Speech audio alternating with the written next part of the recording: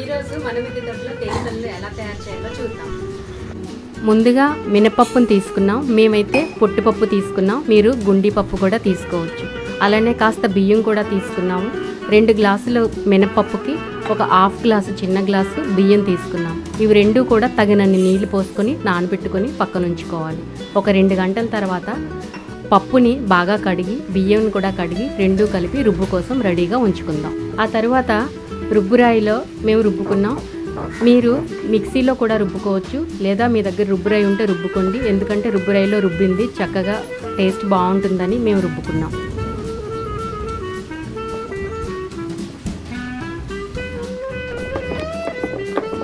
ఇలా రుబ్బుకున్న రుబ్బు ఇడ్లీకి ఏ రకమైన కన్సిస్టెన్సీలో కావాలో అలా రుబ్బుకోండి, పక్కన ఉంచుకోండి.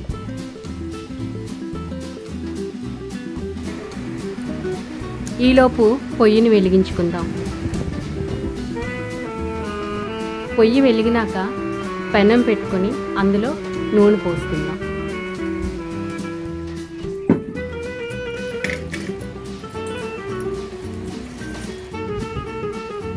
అలానే పక్కన పాకం కోసం గిన్నెను పెట్టుకొని కాస్త బెల్లం వేసి నీళ్ళు కూడా పోసుకుందాం.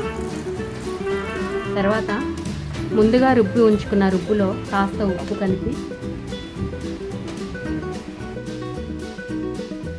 జంతికల గొట్టం తీసుకొని అందులో ఈ రుబ్బుని వేసుకొని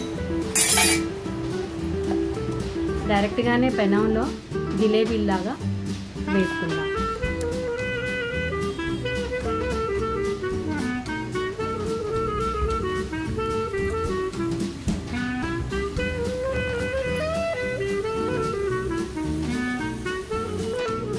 ఇలా జిలేబీలు వేగిన తర్వాత మరీ బాగా వేగించుకున్న కాస్త మెత్తగానే ఉండేటట్టు చూసుకోండి.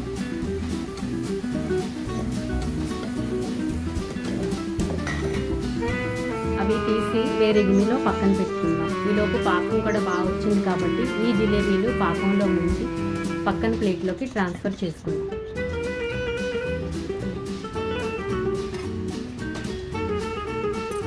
ఇదిగో ఈ రకంగా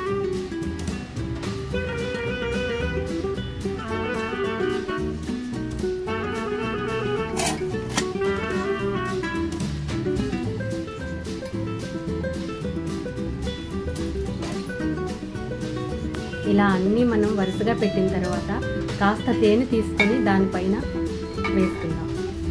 అలానే ఈ తరం పిల్లలకి డెకరేషన్ బాగా ఇష్టం కాబట్టి మీ దగ్గర కాజు, బాదాం, పిస్తా ఏమన్నా ఉంటే క్రష్ చేసి దాని మీద గార్నిషింగ్ చేసుకోవచ్చు.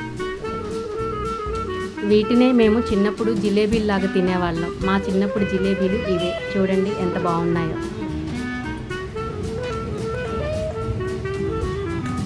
చాలా బాగున్నాయి. తప్పకుండా ట్రై చేయండి తేనెతో మీరు కూడా.